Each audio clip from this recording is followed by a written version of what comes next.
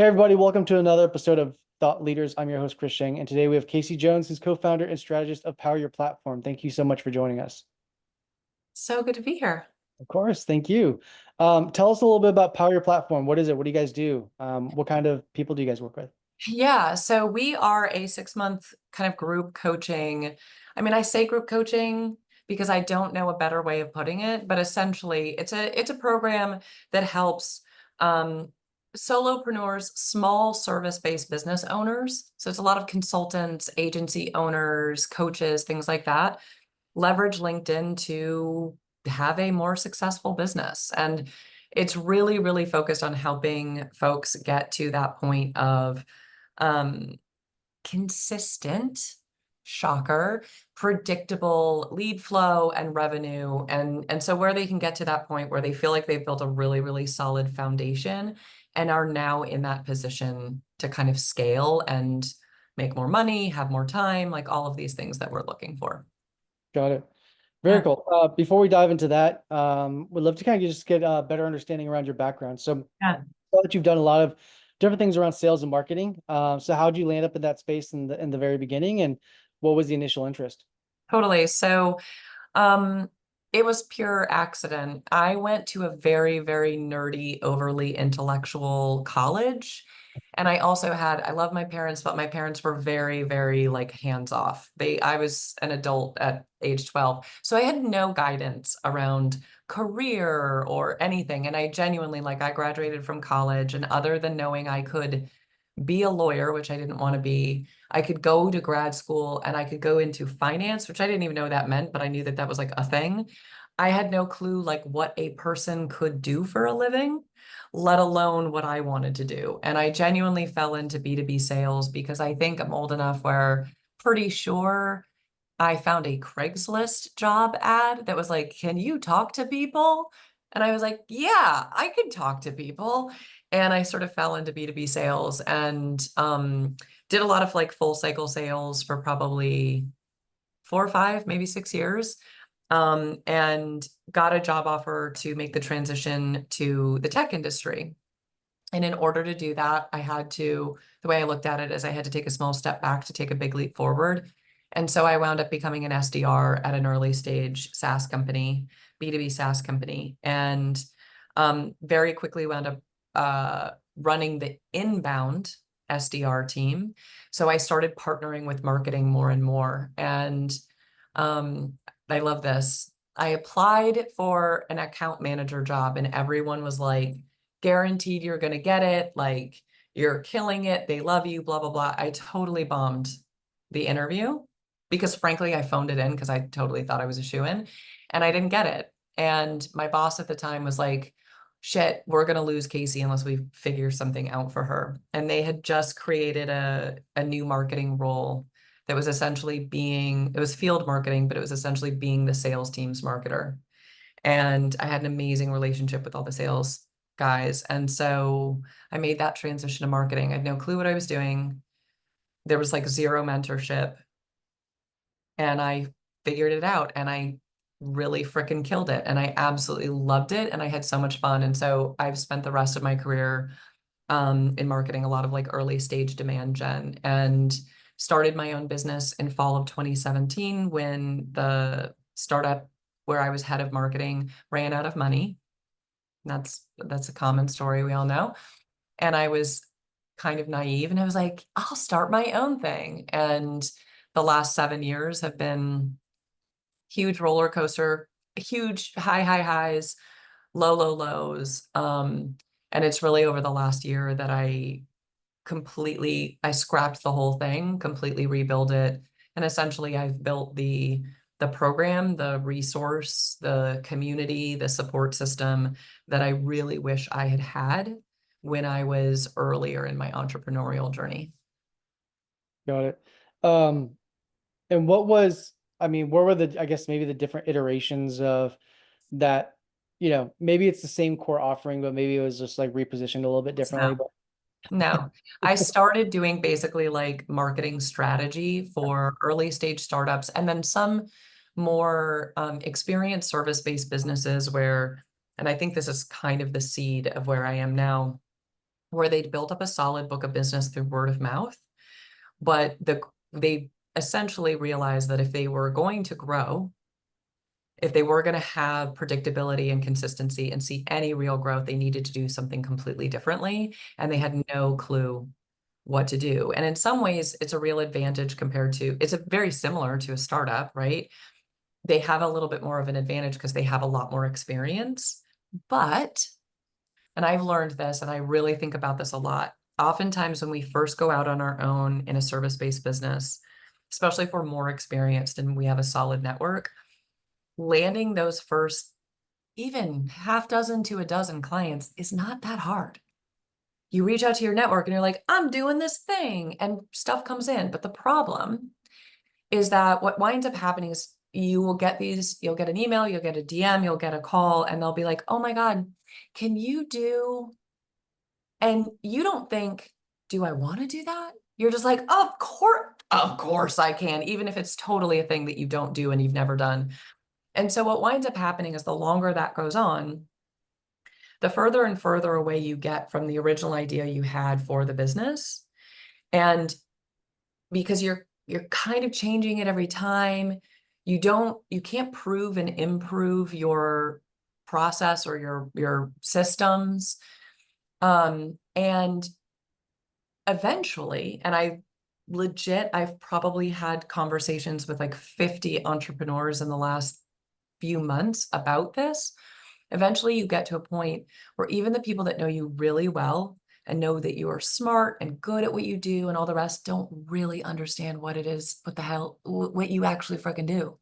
And so your referrals dry up because they don't really understand what you do anymore because you've done all of these different things that are related, but not the same. And when those referrals dry up, then you have no clue where to find new leads. Like, what do I even talk about? Who do I go talk to? Like, what do I do? And that's when like pure panic sets in. And genuinely, I've talked to a lot of people who have that, who are in that place. And it's people that, if you're on LinkedIn, that you would totally recognize, who are super impressive, and you would be like, oh my God, they totally have it all dialed in. No, because it kind of happens to the best of us. Mhm. Yeah. And so that was my very long-winded way of answering your question. I didn't even really answer your question. So I No. literally have had every iteration of my business. I did strategy for early stage startups. I built an agency because everyone said I should, but I'm good at strategy. I'm not good at like ongoing low-level execution. That I get very, very bored very quickly. So I essentially built a business that I didn't like and I wasn't very good at. So then I scrapped all of that. I built a consulting firm where I made really good money on individual projects, but it wasn't consistent. I eventually took a day job. I wasn't looking, but someone gave me an offer that I couldn't refuse. And like 2 months in, I was like, this sucks. I hate this. And so it's really just about a year ago that I left that, hit the reset button on everything. And I was like, okay, I'm going to do it. I'm going to do it differently, and I'm going to do it with more intention this time.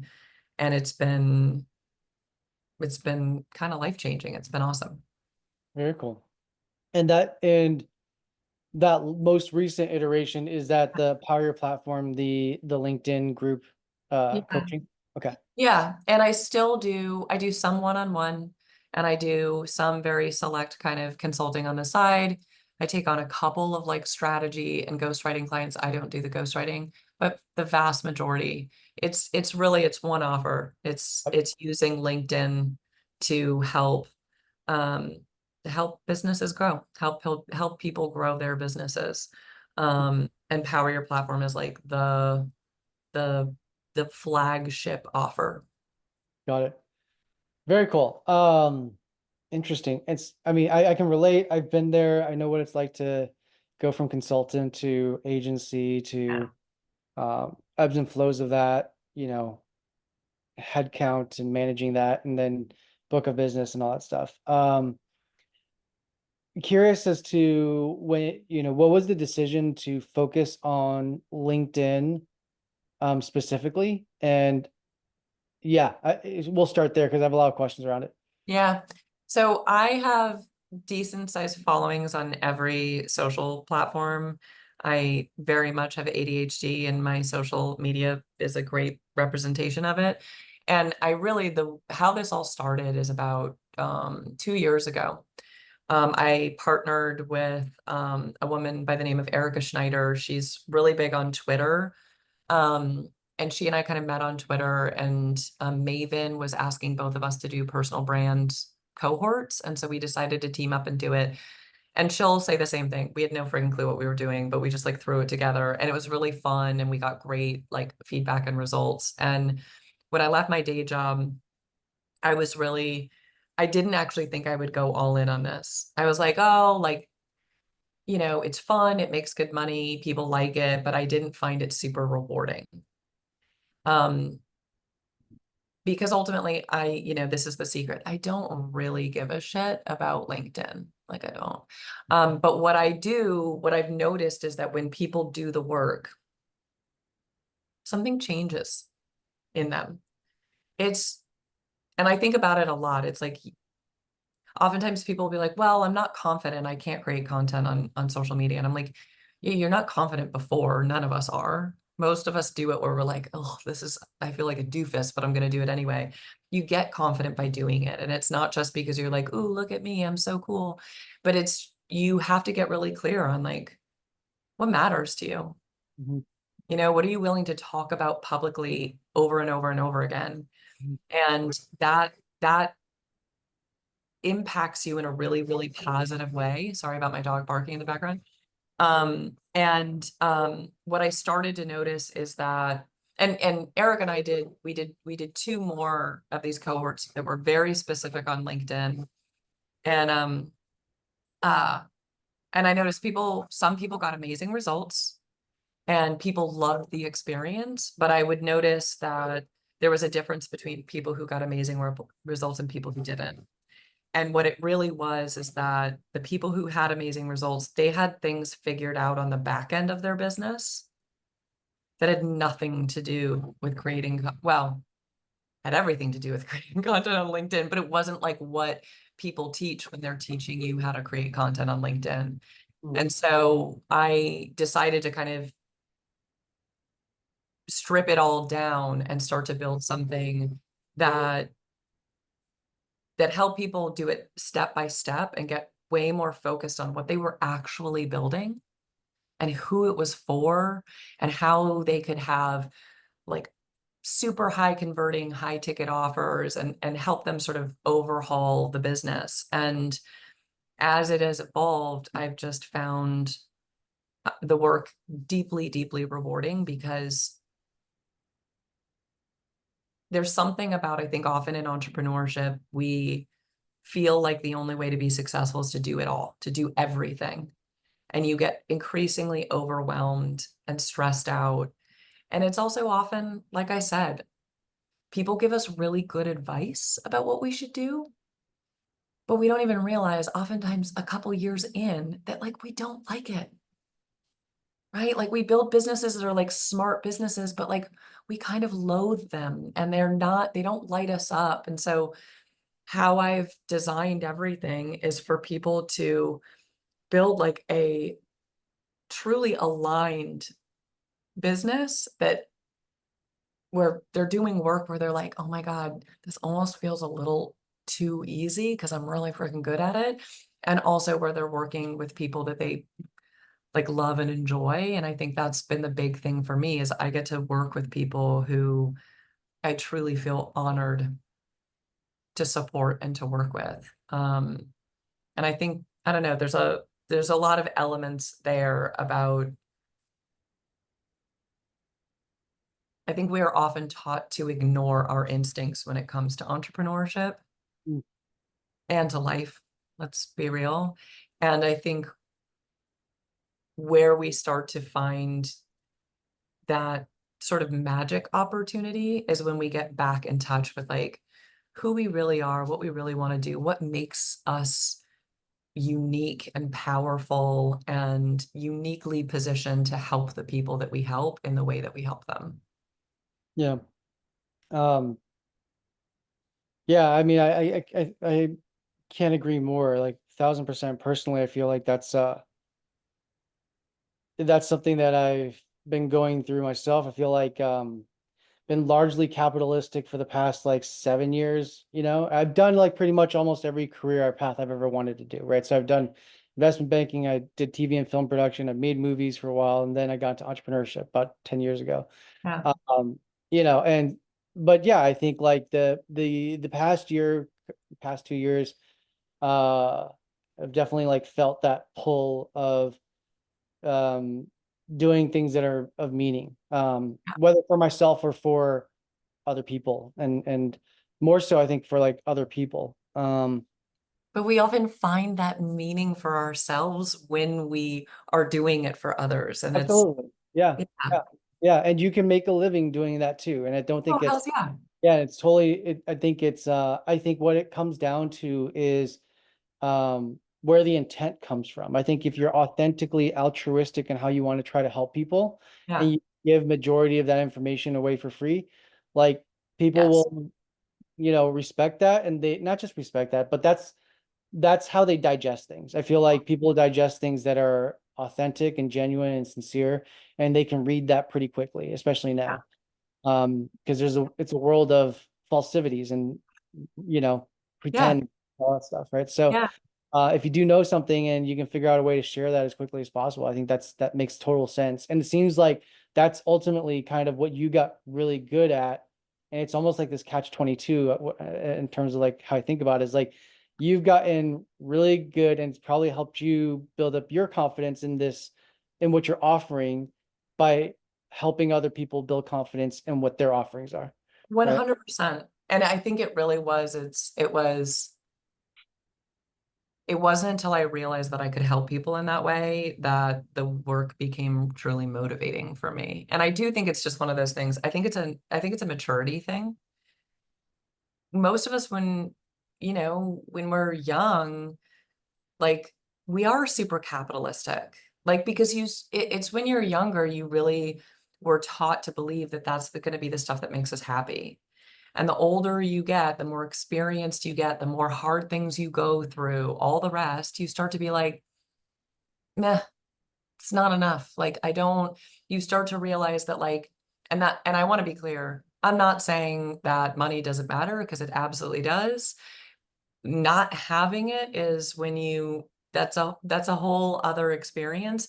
But once you reach this particular threshold, you start to realize that it's sort of the diminishing returns on the like motivation and sort of personal impact.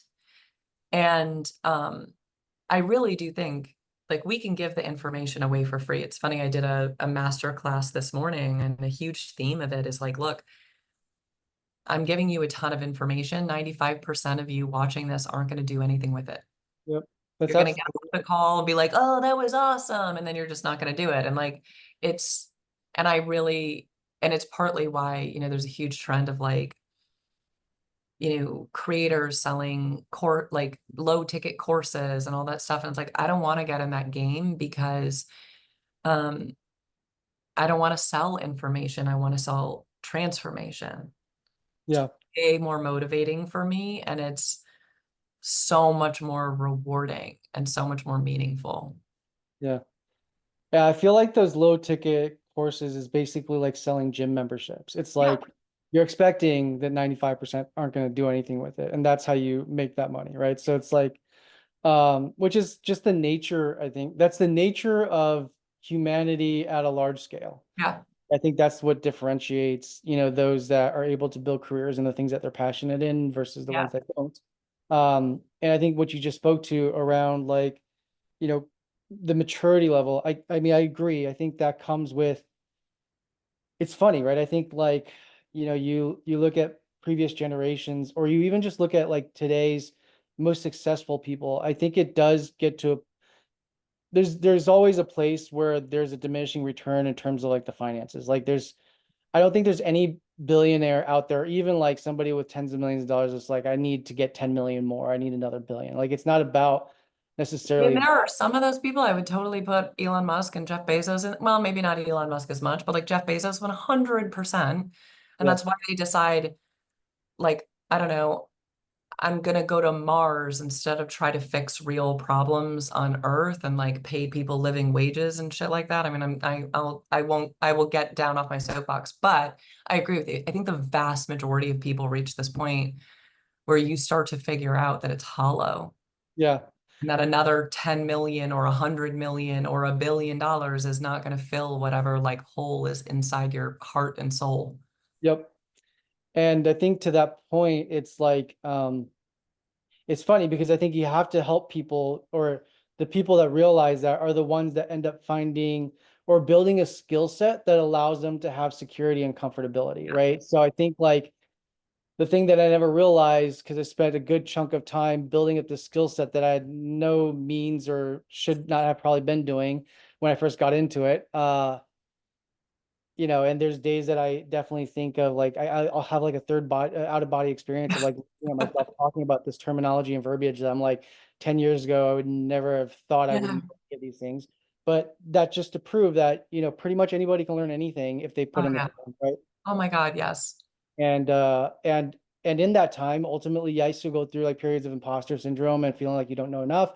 But if you're the right type of person, you're going to spend the days and nights learning everything about it anyways. And so you ultimately overcome that. And once you start overcoming that and you start seeing the confidence level there, then it's like, well, I'll never starve again a day in my life because I have Mhm. this skill to utilize that people will pay for. And I think like That's when you freedom. get there, that's when it's like, okay, the diminishing returns kick in because it's like now I have my, Maslow's hierarchy of needs met. Yeah. I don't need to get there, right? So I think that's, yeah. But I'm curious as your take on it. No, I mean, I agree with absolutely everything. And it really is, it's amazing how things can change for you. But I also think it's fascinating. It's like we start to realize that we have this potential to make our mark on the world. And not in a way, not in a like, modern day narcissistic, I just want everyone to pay attention to me kind of thing, but where you really do feel like you've done work that makes someone's life better or more impactful. And it's funny, I think a lot about imposter syndrome. And I used to, I still totally get it, but I used to be much more affected by it. And I had a realization, this is actually, it's kind of funny. This happened right before I started my first business. I I had gotten invited to go to Beirut, Lebanon to lead a series of like go-to-market strategy workshops for the first ever like pilot class of a partnership between the UN and a startup accelerator. And so it was like a social impact like group. And Beirut doesn't have a ton of, technology sort of experience. And so they brought people from the States, and very random stroke of luck why I got invited. And I almost said no. And I almost was like, no, I can't do that. Like I was like head of marketing for this early stage startup that PS was 2 weeks away from running out of money. So like, what did I know? And I went over there and genuinely I came very close to being like, no, not doing it. And I talked to my now husband, who's of Lebanese descent and had never been to Lebanon, and he was like, "Oh my God, we can turn it into like a vacation. Like you're doing this." And I remember flying over there and being like, "What am I possibly going to teach these people? Like this is, I mean, it was like peak imposter syndrome." And I had the most incredible experience. I got amazing feedback from the founders, not exaggerating, like what, 5 years later, so a couple years ago, one of them sent me a DM on LinkedIn and was like, "Thank you so much for helping us. What you told us and how you helped us completely change the trajectory of our business. And we just got acquired.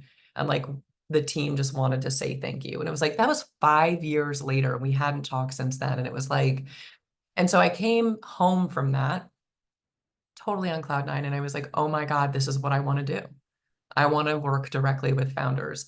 And then literally the very first day I was back in the office, they told me that they'd run out of money and they didn't have a job in 2 weeks. So it was it was good timing, maybe bad timing, depending upon how you look at it. But ever since then, I really thought about the fact that we are most likely to feel imposter syndrome when we are in the process of leveling up. You feel it because you're stretching yourself, because you aren't comfortable. And I'm a big believer that like the main issue with society today is everybody is too comfortable. Like how we experience like true growth and meaning and purpose, but also joy and beauty and like all the rest is by putting ourselves in situations that make us uncomfortable, force us to do things that are kind of scary. And it's one of the reasons why I really believe in the power of building a personal brand, because legit, dude, I've been doing it for 6 years. It's always scary. Every single post I do, I think, God, is someone going to be like, she's an idiot? Like, and I get over that a lot faster than I did 6 years ago, but something changes in you when you face your fears in that way day after day. And you start to then look around and be like, well, shit, what else could I do? Yeah. And that's what life is about. I really do believe. Yeah. I feel like there's a tolerance you can build up like to that Yeah, uncomfortableness, and it's like building up a callus. And I think this totally. you have to do it in a lot of different ways. You can do it, physically, mentally, spiritually. There's a lot of different ways to challenge yourself. And the more you do Probably it, all of them yeah, are when it really starts to work. exactly, for sure. And it's Um, now I really do think like I try to pay attention to if I haven't felt imposter syndrome in a while, it means that I'm playing it safe and that I'm kind of stagnating. And so, no, I'm never going to be the like, I'm going to go base jumping or whatever, but I do chase that discomfort. And I was having this conversation with a friend recently. If if there's an opportunity that scares me, and I'm like, oh, no, I don't really want to do that. And the only reason I don't want to do that is because it's scary and it's not like physically dangerous. I just have this rule that I then have to do it. And I have a friend who I actually met on LinkedIn and then we became friends. And he's like a sales consultant. He's also a stand-up comedian. And he just spent 6 weeks in Paris at clown school. And he was like, the whole reason why he went is he was like, because I find it really, really scary. And so I knew I just had to do it. And his story about it is like absolutely hilarious because it turns out they're really mean. They're wow, really mean in clown school. They will just straight up be like, that wasn't funny. Get off the stage. And but he was like, it was so good. And he was like, it was hard. But there's something about those experiences that help remind us how strong and capable we really are. of course. Um, and we're up on time, and I think that's a great way to Yeah. end it. So I want to say thank you so much for taking the time today, sharing your journey, sharing your thoughts, and just opening up, being a little bit more vulnerable, and sharing your personal perspective. Yeah, thank you, Chris, for the opportunity. It was a great conversation. Of course, thank you.